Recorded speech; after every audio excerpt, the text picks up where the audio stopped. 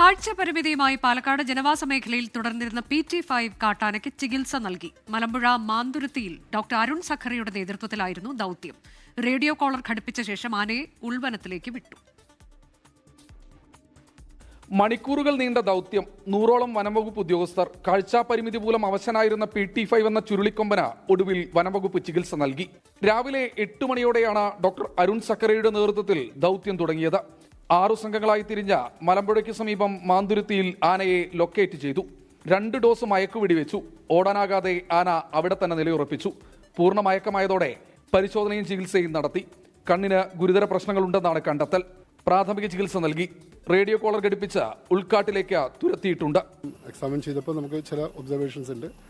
Bilateral യൂവിയേറ്റീസ് എന്നൊരു കണ്ടീഷനാണ്.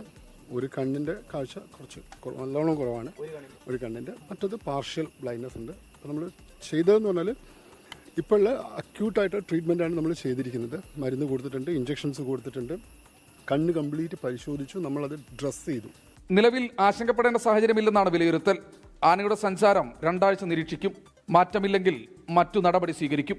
രാജീവ് സുദേവിനൊപ്പം ശ്രീജി ശ്രീകുമാരൻ, 24 പാലക്കാട്.